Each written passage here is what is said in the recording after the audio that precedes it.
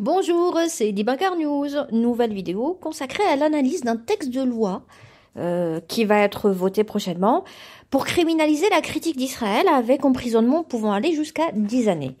Avant de commencer la vidéo, je vous invite s'il vous plaît à vous abonner, liker, commenter et partager. Allez, c'est parti. Le texte écrit par le CRIF Marseille, et oui, ça ne s'invente pas, a été déposé au Sénat le 1er octobre 2024, il y a 3 semaines, sous le libellé pour consacrer la lutte contre l'antisémitisme.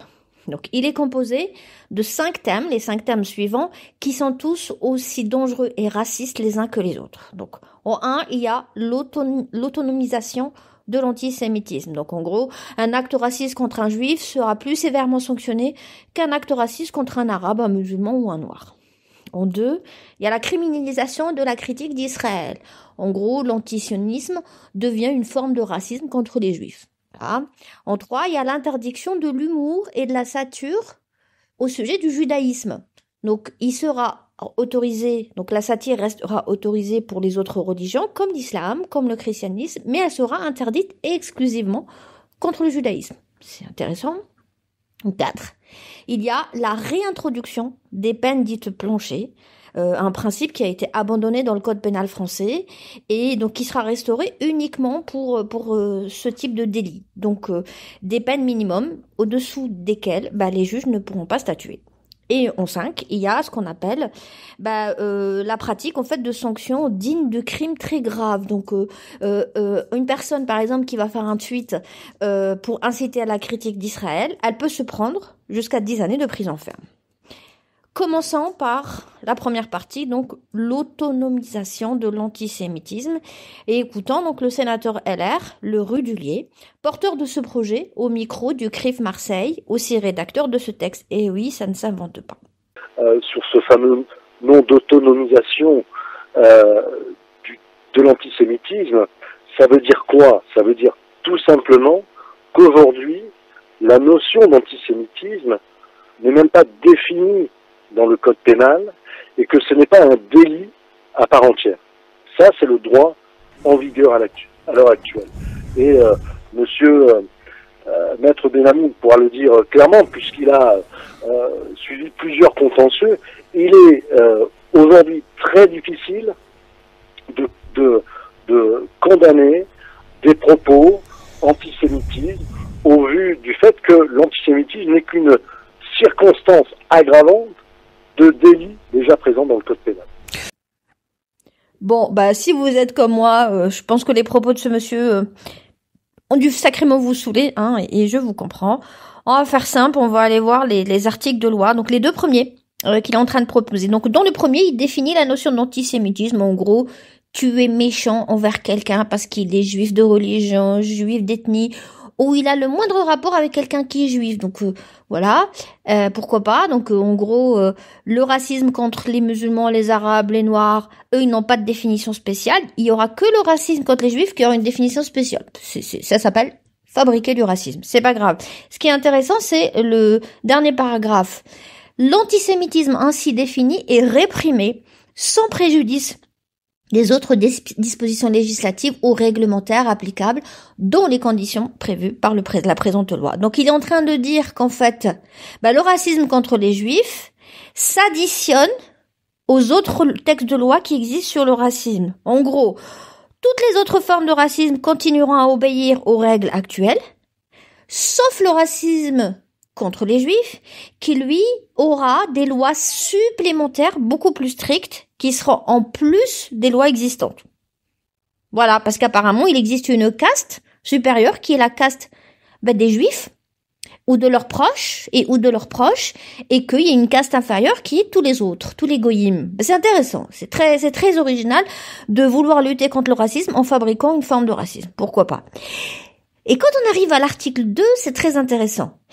Il faut quand même savoir qu'aujourd'hui, par exemple, tout ce qui est incitation à la haine, à la violence en raison de la religion, de l'ethnie, par exemple, vous incitez à la haine contre un musulman, un arabe, aujourd'hui, c'est du code dérogatoire de la presse, c'est une peine de prison de maximum 1 an.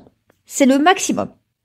Par exemple, quelqu'un comme Zemmour, qui arrête pas d'inciter à la haine des musulmans, lui, de toute façon, lui, il a jamais pris de peine de prison, mais imaginons, au bout de la 200e fois, ils finiront peut-être par lui donner une peine de prison, et ben ils pourront pas lui mettre plus d'1 an. Voilà. Et 1 an, c'est généralement aménageable. C'est-à-dire quand c'est 1 an, c'est rare que vous alliez en prison. Ils vous mettent un bracelet électronique pour faire simple. Regardez ce qu'ils sont en train de proposer quand il s'agit de racisme, cette fois-ci contre les juifs. Donc, pour les arabes et les musulmans, on continue à mettre 1 an maximum. Par contre, pour les juifs, alors article 2, le fait de provoquer directement à de l'antisémitisme ou de faire publiquement l'apologie de l'antisémitisme est puni de 5 ans d'emprisonnement et de 75 000 € d'amende. Donc, vous incitez à la haine des musulmans, vous risquez 1 an maximum. Vous incitez à la haine des juifs, vous pouvez vous prendre 5 ans. Attention, ils enchaînent avec le paragraphe 2. Lorsque les faits ont été commis en utilisant un service de communication au public en ligne, les peines sont portées à 7 ans d'emprisonnement et à 100 000 € d'amende. C'est-à-dire, ils vont faire la différence entre le fait de faire, par exemple, avoir un propos raciste envers un juif dans la rue, ça sera 5 ans de prison. En fait, je vais même faire plus simple. Avoir des propos racistes contre un musulman dans la rue, c'est maximum 1 an de prison. Avoir un propos raciste envers un juif dans la rue, c'est 5 ans de prison. Et avoir un propos raciste entre un juif sur Internet, sur les réseaux sociaux, c'est 7 ans de prison. Attendez, j'ai pas fini. C'est encore plus intéressant. À la fin, alors en fait, il rajoute une notion très intéressante qui est la notion quand vous êtes un élu de la République. Alors quand vous êtes un élu de la République, les 7 ans deviennent 10. C'est-à-dire, vous êtes un élu de la République type conseiller municipal bénévole, enfin non payé. Vous incitez à la haine des Arabes, des musulmans, peu importe, dans la rue, sur X, où vous voulez. Maximum, ce que vous pouvez prendre, c'est 1 année de prison. Vous faites la même insulte. Vous remplacez les Arabes et les musulmans par des Juifs ou des Israéliens. À ce moment-là, si vous le faites dans la rue, vous pouvez prendre 7 années d'emprisonnement ferme au lieu de 1 an. Et si vous le faites sur un réseau social, vous pouvez prendre 10 années de prison ferme. Là où vous dites la même chose sur les Arabes et les musulmans, vous n'aurez jamais, c'est impossible d'avoir plus d'1 an. Voilà. C'était la première partie de cette loi très raciste, très dangereuse, qui va très prochainement voter et elle sera validée au Sénat. La vidéo est un peu longue, donc je vais la découper en plusieurs parties. Donc je ferai la deuxième partie, c'est-à-dire l'interdiction de la critique d'Israël, la criminalisation de la critique d'Israël et des Israéliens, dans une vidéo qui suivra. Merci d'avoir regardé cette vidéo.